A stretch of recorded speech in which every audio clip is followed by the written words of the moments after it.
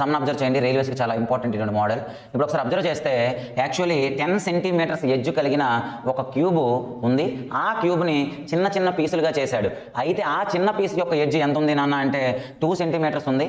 అయితే 10 సెంటీమీటర్ల ఎడ్జ్ కలిగిన క్యూబ్ని 2 సెంటీమీటర్ల ఎడ్జ్ కలిగిన చిన్న క్యూబులుగా నువ్వు డివైడ్ చేసినప్పుడు ఎన్ని చిన్న క్యూబులు ఏర్పడతాయి అంటే total number of smaller cubes value కావాలి అనుకుంటే మనం ఏం చేయాలంటే మరి edge of larger cube 10 by edge of smaller cube 2 1 2 5 ఏదైతే ఈ వాల్యూ వచ్చిందో ఈ యొక్క వాల్యూకి క్యూబ్ చేయాలి. 5 క్యూబ్ వాల్యూ ఎంతనన్నా 125. అట్లానే ఫర్ ఎగ్జాంపుల్ పెద్ద క్యూబ్ యొక్క ఎడ్జ్ ఒక 12 సెంటీమీటర్స్ అనుకోండి, చిన్న క్యూబ్ యొక్క ఎడ్జ్ ఒక 4 సెంటీమీటర్స్ అనుకోండి. అప్పుడు మనకి total number of smaller cubes కావాలనుకుంటే అప్పుడు 12 బై 4 1 4 3 ఈ 3 క్యూబ్ చేస్తే వచ్చేదే మనకి టోటల్ నెంబర్ ఆఫ్ క్యూబ్స్ అనమాట. ఫర్ ఎగ్జాంపుల్ ఇక్కడ 15 సెంటీమీటర్స్ ఇచ్చాను, ఇక్కడ 3 సెంటీమీటర్స్ ఇచ్చాను. మీ యొక్క ఆన్సర్ కామెంట్ బాక్స్లో తెలియజేయండి. Thank you.